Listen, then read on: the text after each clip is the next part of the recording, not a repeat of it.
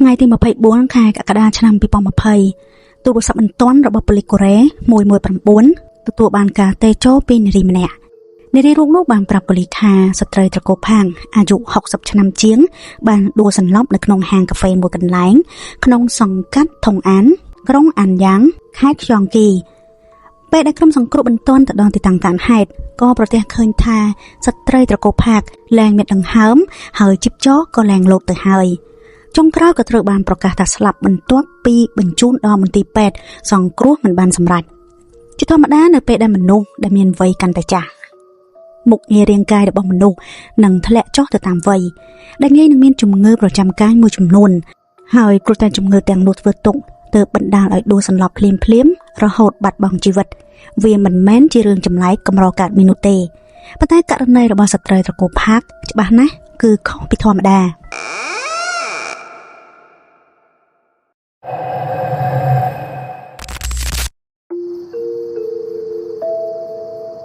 គ្រូពេទ្យប្រទះឃើញនៅផ្នែកក្បាលដៃជើងនិងផ្នែកខ្នងរបស់ស្ត្រីរងគ្រោះមានស្នាមរបួសជួមជាច្រើនកន្លែង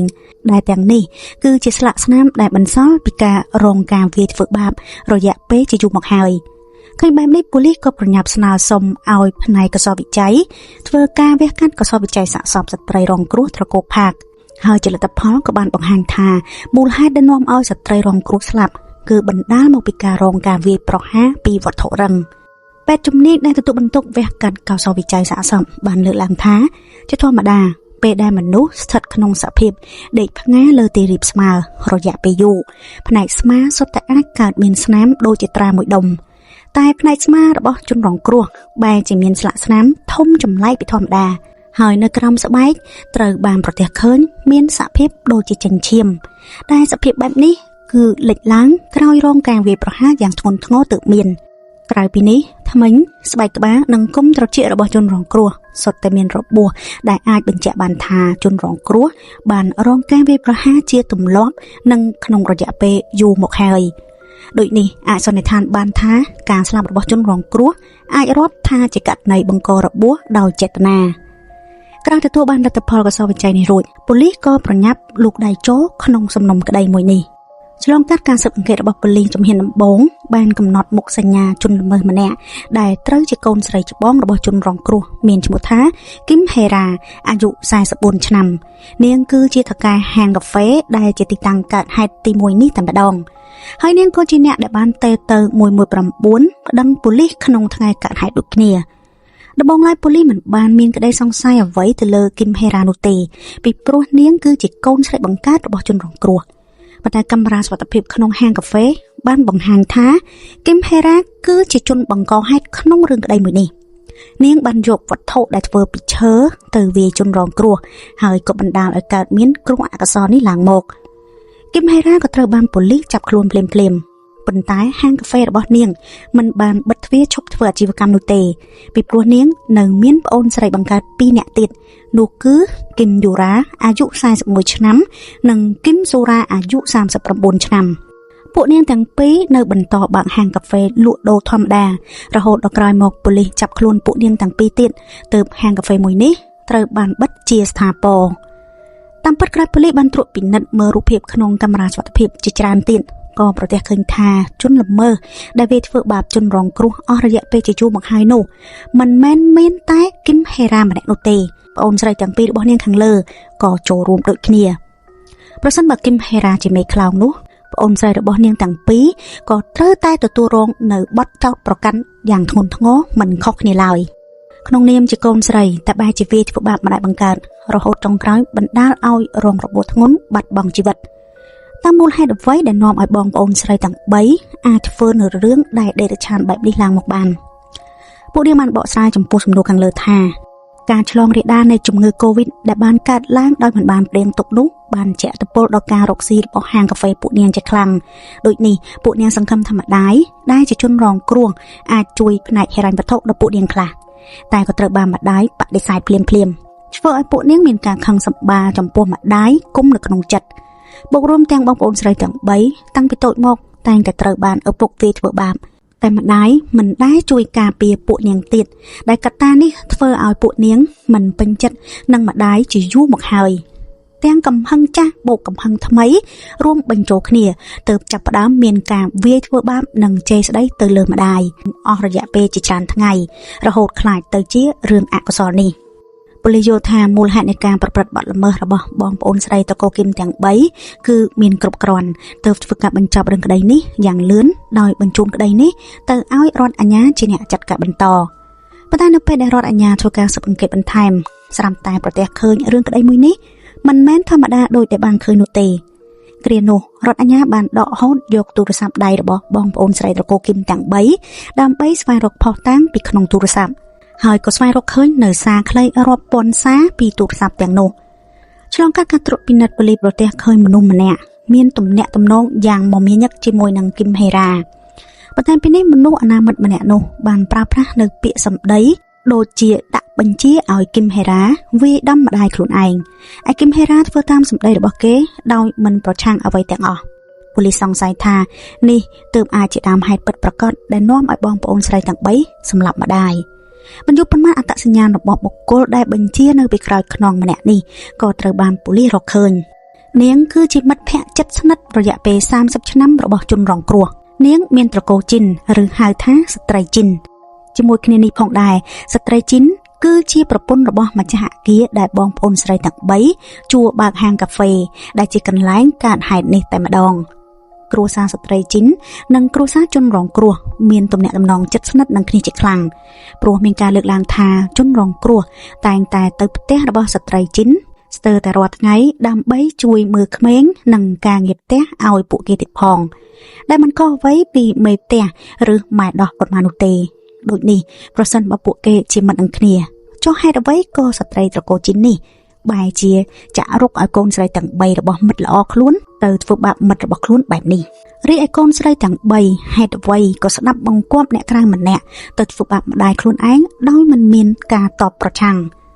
ប៉ូលីសបានប្រទះឃើញចំណុចសំខាន់មួយពីក្នុងសាររបស់គឹមហេរ៉ានិងស្ត្រីជីនប្រហែល1ខែមុនកើតហេតុស្ត្រីជីននេះបានផ្ញើសារប្រាប់គឹមហេរ៉ាថាគួរឲ្យស្ដាយណាស់ឯងអាចនឹងបានតាក់ទងជាមួយនឹងអភិជនផ្នែកនយោបាយទៅហើយតែបែរជាត្រូវម្ដាយរបស់ឯងធ្វើឲ្យខូចការអស់ឯងត្រូវតែស្ដីបន្ទោសម្ដាយឯងខ្លះទៅន័យរបស់ស្ត្រីត្រកូលជីនគឺច្បាស់ណាស់គឺនាងចង់ប្រាប់ទៅបងប្អូនស្រីទាំង3ថាពួកនាងសុទ្ធតែអាចរៀបការចូលគ្រួសារអភិជនតែម្ដាយរបស់ពួកនាងបែរក្លាយទៅជាដុំថ្មពាំងជើងរារាំងផ្លូវជីវិតរបស់ពួកនាងរឿងនេះក៏បានធ្វើឲ្យពួកនាងទាំង3ចាប់ផ្ដើមមានគំនុំទៅលើម្ដាយហើយក៏ធ្វើតាមការបញ្ជារបស់ស្ត្រីត្រកូលជីនដោយចាប់ផ្ដើមធ្វើនៅរឿងមិនល្អទៅលើជនរងគ្រោះក្រោយមកស្ត្រីត្រកូលជីនក៏បានផ្ញើសារឲ្យគឹមហេរ៉ាថាមិនអាចត្រឹមតែជេរស្ដីនោះទេត្រូវតែវាយដំទៀតទៅបានគឹមហេរ៉ាមិនត្រឹមតែមិនបានជួយនិយាយបកស្រាយឲ្យម្ដាយនោះទេតែបែរជាតបទទួលថានាងនឹងធ្វើតាមសម្ដីស្ត្រីត្រកូលជីនហើយថែមទាំងនិយាយថាវាយក្បាលជនរងគ្រោះឲ្យរបួសក៏មិនអីដែរមុនកើតហេតុមួយថ្ងៃការបញ្ជាដល់ប្រៃផ្សាយពីក្រោយនេះក៏កាន់តែឈានទៅដល់ចំណុចកំពូលត្រកូលជីនបានដាក់បញ្ជាទៅគឹមហេរ៉ាឲ្យដាក់ទរណកម្មលើជនរងគ្រោះឲ្យខ្លាំងហាក់ដូចជាចង់កម្ចាត់ជនរងគ្រោះឲ្យរលាយបាត់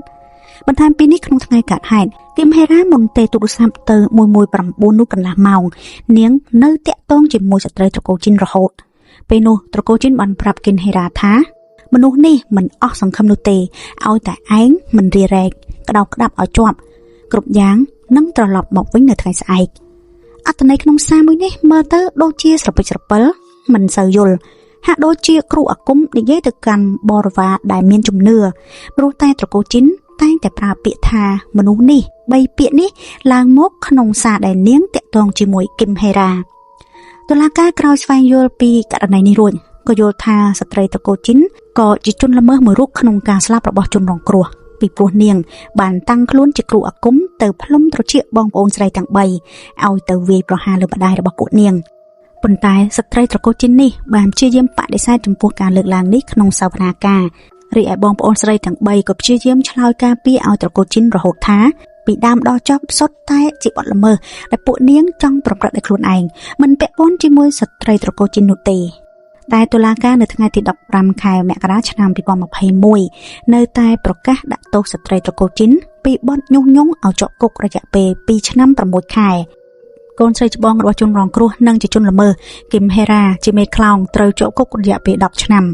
អូនស្រីទាំងពីររបស់នាងត្រូវជាប់គុករយៈពេល7ឆ្នាំសំណុំក្តីមកដល់ត្រឹមនេះគួរតែរាប់ថាបានបញ្ចប់ទៅហើយតែរដ្ឋអាជ្ញាបែរជាមានការមិនយល់ស្របចំពោះលទ្ធផលនៃការកាត់ទោសនេះឡើយពីព្រោះរដ្ឋអាជ្ញាយល់ថាត្បិតតែស្ត្រីត្រកូលជីនមិនបានវាយប្រហារជនរងគ្រោះដោយផ្ទាល់ដៃក៏ពិតមែនតែទង្វើរបស់បងប្អូនស្រីទាំង3ទៅលើជនរងគ្រោះគឺសុទ្ធតែចេញពីការបញ្ជាដោយផ្ទាល់មាត់របស់ស្ត្រីត្រកូលជីនហើយនាងថែមទាំងអាចដឹងមុនថាសកម្មភាពទាំងនេះចុងក្រោយច្បាស់ជាអាចបណ្ដាលឲ្យជនរងគ្រោះបាត់បង់ជីវិតដូចនេះបើយោងទៅលើកត្តាជាច្រើននោះគឺអាចនិយាយបានថាស្ត្រីត្រកូលជីនជាមេខ្លោងក៏មិនខុសឡើយតែក្នុងនាមគេជាមេខ្លោងមួយរូបបែរជាទទួលទោសត្រឹមរយៈពេលខ្លីបែបនេះតើត្រឹមត្រូវឬទេដូចនេះរដ្ឋអាជ្ញាក៏ធ្វើការប្តឹងឧទ្ធរណ៍រដ្ឋអាជ្ញាក៏ដឹងច្បាស់ថាចំណុចសំខាន់ដែលអាចនាំឲ្យការប្តឹងឧទ្ធរណ៍ជោគជ័យគឺស្ថិតនៅលើខ្លួនបងប្អូនស្រីទាំង3ឲ្យតែពួកនាងឈប់ជួយដោះសារឲ្យត្រកូលជីននិងរៀបរាប់គ្រប់យ៉ាងថាត្រកូលជីនប្រើប្រាស់ពាក្យថាមនុស្សនេះមកគ្រប់គ្រងពួកនាងដោយរបៀបណានោះភាគរយនៃការដាក់បន្ទុកទោសទៅលើស្ត្រីត្រកូលជីនអាចនឹងមានផលប្រយោជន៍ប៉ុន្តែចំណុចនេះគឺពិបាកនឹងទៅរួចពីព្រោះមេធាវីការពារក្តីឲ្យស្ត្រីត្រកូលជីននិងបងប្អូនស្រីទាំង3គឺជាមនុស្សតែម្នាក់ពេលជួបពិភាក្សាជាមួយនឹងរដ្ឋអាជ្ញាមេធាវីរូបនេះក៏បានបញ្ជាក់ប្រាប់រដ្ឋអាជ្ញារួចទៅហើយថាគ្មានអ្វីដែលអាចផ្ដល់ឲ្យរដ្ឋអាជ្ញាបាននោះទេគោលបំណងរបស់រដ្ឋអាជ្ញាគឺដើម្បីកាត់ផ្តាច់ទំនាក់ទំនងរវាងស្ត្រីត្រកូលជីននិងបងប្អូនស្រីទាំង3ប៉ុន្តែហាក់ដូចជាទៅមិនរួចឡើយម្យ៉ាងពួកនាងក៏មិនធ្លាប់មានគំនិតចង់កាត់ផ្តាច់ពីត្រកូលជីននេះដូចគ្នាហើយរឹតតែមិនស្នើសុំមេធាវីការពារក្តីថ្មីមកធ្វើការប្រឆាំងនឹងស្ត្រីត្រកូលជីនរដ្ឋអាជ្ញាក៏បដូរគំនិតដោយចាប់ផ្ដើមពីគ្រួសាររបស់ស្ត្រីត្រកូលជីនវិញម្ដងតែប៉ូលីសប្រទះឃើញថាគ្រួសាររបស់ស្ត្រីជីនក៏មានអរិយាប័ត្រដូចបងប្អូនស្រីទាំង3គ្រួសារស្ត្រីត្រកូលជីនមិនបានទទួលស្គាល់ថាស្ត្រីត្រកូលជីននិងជនរងគ្រោះគឺជាមិត្តភក្តិជិតស្និទ្ធនឹងគ្នានោះទេពួកនាងគ្រាន់តែជាមនុស្សស្គាល់គ្នាតែទំនាក់ទំនងមិនស្និទ្ធស្នាលរីឯចំពោះទំនាក់ទំនងរវាងស្ត្រីត្រកូលជីននិងបងប្អូនស្រីទាំង3ខាងគ្រួសាររបស់នាងដឹងមិនច្បាស់នោះទេរឹតតែមិនដឹងថាមនុស្សនេះដែលចេញពីមាត់របស់ស្ត្រីត្រកូលជីនតែងតែនិយាយក្នុងសារនោះគឺជានរណាឡើយគ្មានមធ្យោបាយរដ្ឋអាជ្ញាក៏ត្រឡប់មកធ្វើការស៊ើបស្រាវជ្រាវជុំវិញហាងកាហ្វេកាត់ហេតុដើម្បីស្វែងរកខ្សែរយៈមួយចំនួនពីមាត់អតិថិជនឬម៉ួយហាងកាហ្វេក៏ដូចជាអ្នកជិតស្និទ្ធរស់នៅក្បែរខាងគ្រួសារទាំងពីរយោងតាមសម្ដីរបស់អ្នកជិតខាងបានប្រាប់ប៉ូលីសថាដំបូងឡើយពួកគាត់មិនបានដឹងថាគឹមហេរ៉ាគឹមយូរ៉ានិងគឹមស៊ូរ៉ាគឺជាបងប្អូននឹងគ្នានោះទេពីព្រោះពួកនាងសុទ្ធតែហៅគ្នាថាជាអ្នករួមសហការរកស៊ីមិនបានហៅគ្នាថាជាបងប្អូនស្រីឡើយមានការលើកឡើងថាការហៅគ្នានេះក៏ជាការទាមទារជាពិសេសពីស្ត្រីត្រកូលជីនក្រៅពីនេះអ្នកជិតខាងសុទ្ធតែដឹងថាមិនត្រឹមតែស្ត្រីរងគ្រោះដែលតែងតែទៅធ្វើការងារផ្ទះឲ្យស្ត្រីជីននេះទេបងប្អូនស្រីទាំង3ក៏ត្រូវបានស្ត្រីត្រកូលជីនសុំឲ្យទៅជួយមើលចៅប្រុសរបស់នាងដូចគ្នាទាំងដែលចៅនោះមិនមែនជាចៅបង្កើតរបស់នាងឡើយសម្ដីទាំងអស់នេះអាចបញ្ជាក់បានថាស្ត្រីត្រកូលជីនបានគ្រប់គ្រងស្មារតីគ្រួសារស្ត្រីរងគ្រោះបានទាំងម្ដាយទាំងកូនអស់ទៅហើយពិសេសបងប្អូនស្រីទាំង3ដែលនេះគឺជាមូលហេតុចម្បងទើបពួកនាងមិនព្រមប្តឹងចោទទៅលើស្ត្រីត្រកូលជីនម្យ៉ាងមានការលើកឡើងថាប្រសិនបើស្ត្រីជីននេះត្រូវបានដាក់ទោសនោះបងប្អូនស្រីទាំង3អាចនឹងស្ថិតក្នុងស្ថានភាពស្មារតីដ៏យ៉ាប់យ៉ឺនរយៈពេលយូរទាំងនេះសបញ្ជាក់ថាស្ត្រីជីនបានដាក់មនោគមឬហៅថាលៀងសតិរបស់ពួកនាងខ្លាំងដល់កម្រិតណាតែជាការប៉ុណ្ណាបើសំអាងត្រឹមលទ្ធផលស៊ើបខាងលើគឺมันអាចឲ្យស្ត្រីជីននេះទទួលទោសបាននោះទេធ្វើឲ្យរដ្ឋអាជ្ញាឈឺក្បាលជាខ្លាំងតែក្នុងពេលជាមួយគ្នានោះមានបុគ្គលម្នាក់ដែលដឹងពីដំណឹងឪពុករបស់បងប្អូនស្រីទាំង3ក៏ស្រាប់តែទូរស័ព្ទទៅរដ្ឋអាជ្ញាផ្ទាល់ថាគាត់និងឪពុកបងប្អូនស្រីទាំង3មានចំណងមិត្តភាពរយៈពេលលើសពី30ឆ្នាំមកហើយដោយនេះគាត់ដឹងថាបងប្អូនស្រីទាំង3ធ្វើយ៉ាងណាខ្លះចំពោះម្ដាយពួកនាងពីព្រោះពួកនាងធ្លាប់ប្រើប្រាស់វិធីទាំងនោះលើឪពុករបស់ពួកនាងម្ដងរួចទៅហើយបន្ថែមពីនេះបុរសដែលជាមិត្តចាស់ឪពុកបង្កើតបងប្អូនស្រីទាំង3ក៏បានបកសួរទៅរដ្ឋអាជ្ញាថាអ្នកដែលបញ្ជាចាក់រុកឲ្យបងប្អូនស្រីត្រកូលជីនទាំង3ធ្វើបាបជនរងគ្រោះជាម្ដាយគឺមានត្រកូលជីនដែលរកស៊ីបើកហាងលក់សម្ភារៈការិយាល័យមែនឬទេបុរសខាងលើបន្តថា30ឆ្នាំមុនឪពុកបងប្អូនស្រីទាំង3 ព្រោះតែឲ្យតម្លៃកូនប្រុសមិនស្រឡាញ់កូនស្រីទើបចំណងអាពាហ៍ពិពាហ៍រវាងគេនិងប្រពន្ធដែលជាស្ត្រីរងគ្រោះមានភាពល្អកកនឹងគ្នាហើយថែមទាំងឧស្សាហ៍វាយជេរស្ដីកូនស្រីទាំង3ទៀតផងគ្រានោះស្ត្រីរងគ្រោះធ្លាប់គិតចង់ទៅការិយាល័យមេធាវីដាក់ពាក្យបណ្ដឹងប្តឹងប្តីរបស់នាងតែដោយសារនឹកឃើញទៅដល់អនាគតរបស់កូនស្រីចុងក្រោយគាត់ក៏បោះបង់គំនិតនោះចោលទៅហើយគិតថារស់នៅជាគ្រួសារតែមួយបន្តទៀតរហូតដល់ថ្ងៃមួយស្ត្រីរងគ្រោះក៏បានជួបនឹងស្ត្រីត្រកូលជីនហើយវាក៏ជាពេលដែលការរស់នៅរបស់ជនរងគ្រោះចាប់ផ្ដើមប្រែប្រួលស្ត្រីរងគ្រោះប្រែពីមនុស្សដែលមិនសូវចេះដើរលេងក្រៅផ្ទះคล้ายទៅជាចេញក្រៅស្ទើរតែរាល់ថ្ងៃការស្លៀកពាក់តែងខ្លួនក៏ប្រែប្រួលខុសពីមុនដែលរឹតតែធ្វើឲ្យទំនាក់ទំនងប្តីប្រពន្ធពួកគេកាន់តែយ៉ាប់លើថាគ្រានោះស្ត្រីត្រកូលជីនបានប្រាប់ឲ្យស្ត្រីរងគ្រោះថាបើជនរងគ្រោះបន្តនៅជាមួយប្តីរបស់នាងទៀតនោះនាងអាចនឹងស្លាប់លើបែបនេះជនរងគ្រោះតក់ស្លុតជាខ្លាំងហើយក៏ស្នើសុំប្តីលែងលះគ្នាភ្លាមតែម្ដងប្តីជនរងគ្រោះមិនយល់ស្របនោះទេហើយបរិសុទ្ធជាប្តីក៏មិននឹកស្មានថាទង្វើដែលគេប្រឆាំងមិនយល់ព្រមលែងលះនេះបែរជានាំមកនៅការរួមគ្នាធ្វើបាបពីសំណាក់ប្រពន្ធនិងកូនស្រីទាំង3នាក់ឡើងមកពួកគេវាយផ្ទះកំភ្លៀងនិងយកញញូទៅវាយដំបុរសជាប្តីនេះទៀតផងបុរសជាមិត្តភក្តិនេះក៏បញ្ជាក់ប្រាប់រដ្ឋអាជ្ញាថាគាត់ធ្លាប់បានស្ដាប់ឮសំឡេងវាយធ្វើបាបនោះចេញពីខ្សែអាត់សំឡេងដែលបុរសជាប្តីធ្លាប់បានលួចថតទុកក្នុងនោះគឺមានសំឡេងជេរស្ដីនិងសំឡេងផ្ទះកំភ្លៀងយ៉ាងច្បាស់ក្រឡែតដូចនេះរឿងដែលគាត់រៀបរាប់ខាងលើដាច់ខាតគឺជារឿងពិតក្រោយមកប្តីស្ត្រីរងគ្រោះមិនអាចទ្រាំនឹងការធ្វើទុកបុកម្នេញនេះបានគាត់ក៏សម្រេចចិត្តចោះចាញ់ហើយក៏រើសយកការលែងលះនិងចាកចេញពីគ្រួសារដ៏គួរឲ្យខ្លាចមួយនេះ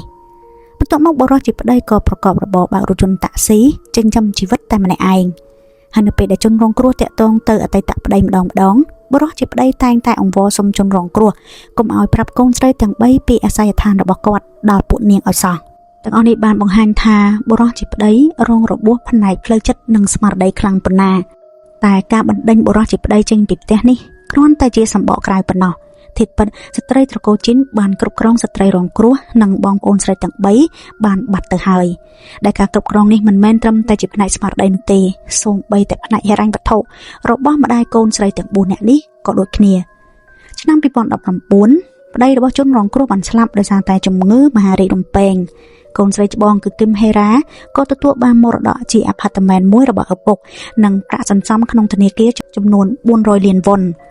តែប្រាក់ទាំងនេះចុងក្រោយបែរជាទៅនៅលើដៃរបស់ស្ត្រីត្រកូលជីនទៅវិញមានការលើកឡើងថាប្តីប្រពន្ធស្ត្រីត្រកូលជីនបានទិញតូបសម្រាប់ធ្វើអាជីវកម្មចំនួន5តូបដែលស្ថិតនៅជាន់ទី2ក្នុងអគារអាផាតមិនដ៏ធំមួយហើយការចំណាយសរុបនេះគឺចំនួនដល់ទៅ400លានវ៉ុនអគារអាផាតមិននេះស្ថិតនៅតំបន់ដែលឆ្ងាយដាច់ស្រយាលតូបលក់ដូរនៅក្នុងអគារនេះមានចំនួនច្រើនដែលទំនេរចោលគឺវាមិនមានតម្លៃអ្វីដល់ការធ្វើអាជីវកម្មនោះទេ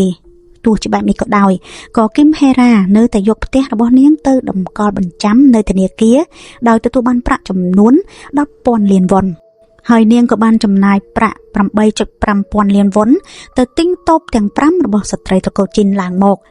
និយាយឲ្យខ្លីគឺស្ត្រីត្រកូលជីនយកបានប្រាក់ចំណេញទ្វេគុណពីបងប្អូនស្រីទាំង3ត្រឹមរយៈពេលខ្លីប៉ុណ្ណោះឯបងប្អូនស្រីទាំង3ក៏ចាប់ផ្ដើមមានសម្ពាធពីកាតព្វកិច្ចបង់ថ្លៃការប្រាក់ធនាគារក៏ដូចជាសងធនាគារពីពេលនោះមក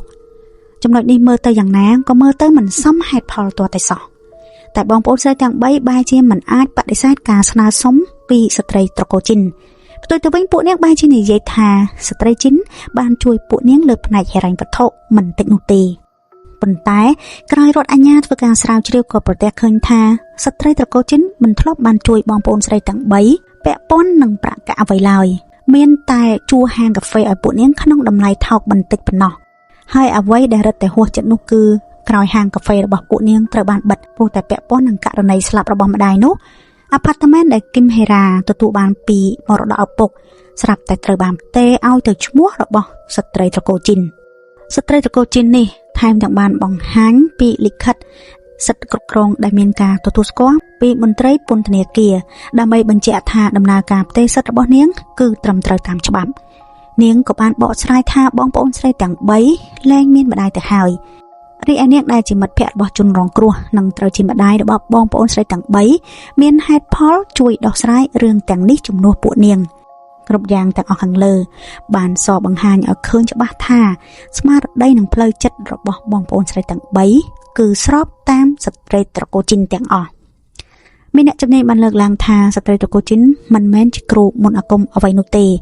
ពាក្យដែលនាងតែងតែប្រើប្រាស់គឺពាក្យមនុស្សនេះ3ពាក្យនេះគឺមិនរាប់ថាជាទំនោរខាងសាសនាណាមួយឡើយតែមើលទៅហាក់ដូចជាសាសនាคล้ายៗមួយដែលបង្កើតឡើងដោយនាងខ្លួនឯងផ្ទាល់ច្រើនជាងលោកឪផ្នែកសាសនាកាតូលិកមួយរូបបាននិយាយថាពាក្យ3ម៉ាត់ដែលស្ត្រីត្រកូលជីនតែងតែនិយាយនោះគឺជាការព្យាករណ៍ទុកមុនរបស់នាងមនុស្សនេះ3ពាក្យនេះតាមពិតគឺសំដៅទៅលើការចង្អុលបង្ហាញរបស់នាងខ្លួនឯងនាងប្រើស្នាដៃបែបនេះទៅលើការលៀងសតិគ្រួសារជនរងគ្រោះទាំងមូលហើយករណីនេះត្រូវបានហៅថាជាករណីដើមនៃឧបាយកលអំពូកែដែលវាគឺជាការបណ្ដោះទំនុកចិត្តការជឿជាក់ទៅលើខ្លួននរណាម្នាក់បណ្ដាលឲ្យពួកគេបាត់បង់ធម៌ពលក្នុងការវិនិច្ឆ័យនិងផ្លូវចិត្តទន់ជ្រាយហើយក្រោយមកពួកគេចាំបាច់ត្រូវការពឹងផ្អែកទៅលើអ្នកដែលដាក់មនោគមនេះគ្មានដែនកំណត់រីឯជនល្មើសដែលប្រព្រឹត្តករណីបែបនេះភាគច្រើនរមែងតែងតែមានបញ្ហាផ្លូវចិត្តចម្លែកខុសប្រក្រតីនិយាយឲ្យខ្លីគឺឆ្លងកាត់ការគ្រប់គ្រងការគិតរបស់ពួកគេឲ្យទៅបំផ្លាញពួកគេវិញហើយជនល្មើសក៏ទទួលបានការគោរពនិងអារម្មណ៍ពេញចិត្តចំពោះខ្លួនឯងរីឯស្ត្រីត្រកូលជីនប្រើប្រាស់ត្រឹមតែ3ជំហានធម្មតាក៏អាចទទួលបានផលលេចឡើងពីបងប្អូនស្រីទាំង3ទៅហើយដោយជាដំបូងបងប្អូនស្រីទាំង3បានស្គាល់ស្ត្រីត្រកូលជីនតាំងពីទូចក្នុងពេលដែលម្ដាយជឿទុកចិត្តស្ត្រីត្រកូលជីនខ្លាំងបំផុតពួកនាងទាំង3ក៏ជឿជាក់និងទុកចិត្តលើស្ត្រីត្រកូលជីនបន្តិចម្ដងដូចគ្នាដែលទាំងនេះបានជួយឲ្យស្ត្រីត្រកូលជីនអាចលៀងសតិរបស់ពួកគេបានយ៉ាងស្រួលនៅពេលក្រោយទី2ស្ត្រីត្រកូលជីនបានប្រើប្រាស់មនោគមខ្លាំងខ្លាយគឺមនុស្សនេះ3ពាក្យនេះបង្កើតបានជាបារមីសម្រាប់ខ្លួននាងតគ្រប់យ៉ាងគឺមនុស្សនេះដែលសំដៅទៅលើវត្ថុស័ក្តិសិទ្ធិអ្វីមួយគឺជាអ្នកនិយាយដែលមិនមែនជាសម្ដីរបស់មនុស្សធម្មតាឡើយមនោគមបែបព្រលឹងវិញ្ញាណនេះគឺងាយនឹងទទួលបានការជឿពីមនុស្សទូទៅរីឯចុងក្រោយស្ត្រីត្រកូលជីនព្យាយាមបង្កើតឡើងនៅសត្រូវរួមឲ្យបងប្អូនស្រីទាំង3ដែលសត្រូវដំបូងគឺចាប់ផ្ដើមពីឪពុករបស់ពួកនាងតែក្រោយការចាក់ចែងរបស់ឪពុកបងប្អូនស្រីទាំង3និងស្ត្រីរងគ្រោះជាម្ដាយក៏កាន់តែជិតស្និទ្ធនឹងគ្នាខ្លាំងប៉ុន្តែស្ត្រីត្រកូលជីនមិនត្រូវការបែបនេះនោះទេនាងមិនសុខចិត្តដែលបាត់បង់ការគ្រប់គ្រងលើពួកនាងឡើយរួចក៏ចាប់ផ្ដើមបង្កើតឲ្យស្ត្រីរងគ្រោះក្លាយទៅជាសត្រូវរួមរបស់បងប្អូនស្រីទាំង3ជាលើកទី2នាងត្រូវឲ្យបងប្អូនស្រីទាំង3ឈរនៅខាងនាងជាក្រុមតែមួយដូចនេះស្ត្រីត្រកូលជីនក៏សុំឲ្យពួកនាងសម្លាប់ជនរងគ្រោះហើយពួកនាងក៏គាំទ្រគំនិតរបស់ស្ត្រីត្រកូលជីនទោះបីជនរងគ្រោះគឺជាម្ដាយរបស់ពួកនាងក៏ដោយទោះបីការសន្និដ្ឋានខាងលើនេះដូចជាសមហេតុផលក្តីតែបងប្អូនស្រីទាំង3នៅតែមិនព្រមរួមសហការជាមួយនឹងរដ្ឋអាជ្ញាហើយនៅតែការពារស្ត្រីត្រកូលជីនរហូតមកដូចនេះរដ្ឋអាជ្ញានៅតែមិនអាចទទួលបានភស្តុតាងជាក់ស្ដែងណាមួយដែលអាចបញ្ជាក់ពីការសន្និដ្ឋានខាងលើបានដដែលហើយវាក៏បាននាំឲ្យការប្តឹងឧទ្ធរណ៍ដល់ទៅ2ដងគឺថ្ងៃទី16ខែកក្កដាឆ្នាំ2021និងថ្ងៃទី14ខែតុលាឆ្នាំ2021ត្រូវបានតុលាការកាត់សេចក្តីរក្សាលទ្ធផលពីមុនដដែលសូមជួយចុចសញ្ញា Subscribe ក៏ដូចជាសញ្ញាកណ្ដឹងដើម្បីទទួលបានព័ត៌មាននិងវីដេអូថ្មីៗសូមអរគុណសូមជម្រាបលា